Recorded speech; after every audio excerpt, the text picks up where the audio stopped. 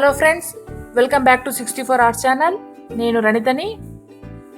ఈరోజు మనం శ్రావణ మాసం పూజల సందర్భంగా మనం దేవుని పటాలకి వస్త్రాలంకరణ చేస్తాం. ఇలాంటి దూదితోటి మనం ఇలా వస్త్రం చేసి పసుపు కానీ కుంకుమ కానీ పెట్టి ఒక వస్త్రాన్ని ఇలా చేసి దేవుడి ఫోటోలను అలంకరిస్తాం కదా.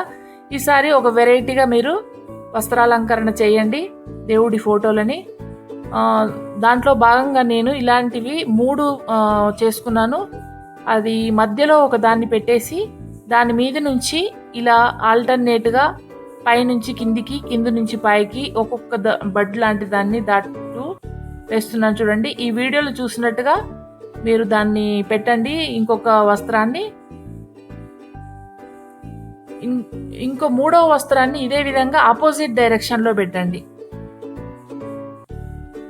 అప్పుడు ఇది ఫ్లవర్ షేప్లో వస్తుంది. మనకు ఒకటి చూసారా, దేవుడి ఫోటో పూజకి వాడతాం కదా, 5 రెక్కల పువ్వులు 6 రెక్కల పువ్వులు, అలాంటి ఒక ఫ్లవర్ షేప్లో మనకి ఇది వస్తుంది. జాగ్రత్తగా చేయండి ఇవి. ఇప్పుడు ఇది ఆపోజిషన్ డైరెక్షన్లో ఇలా వీడియోలో చూపిస్తున్నట్టుగా ఆపోజిట్ డైరెక్షన్లో పెట్టుకోవాలి. తర్వాత వీటన్నిటి మీద కరెక్ట్గా సెట్ చేసుకొని ఒక సెలో టేప్ పెట్టుకుందాం. సెలో టేప్ పెట్టిన తర్వాత దాని మీద ఒక స్టిక్కర్ని, మనం ఆ సెలో టేప్ అనేది కనబడకుండా ఒక స్టిక్కర్ డెకరేట్ చేద్దాం.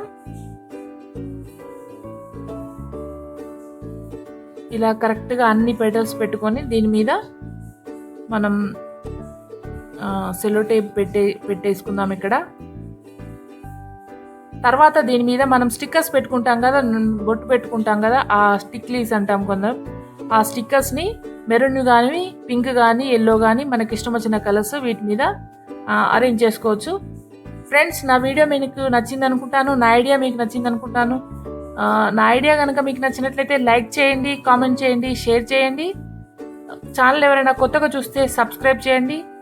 ఇలాంటి కొత్త కొత్త టెక్నిక్తో, కొత్త ఆర్ట్ పీసెస్తో, కొత్త ఆర్ట్ క్రాఫ్ట్ వర్క్తో మళ్ళీ కలుద్దాం మరొక వీడియోలో. అంతవరకు సెలవు. అప్పటి వరకు ఈ వీడియో కంప్లీట్గా చూడండి. Bye bye.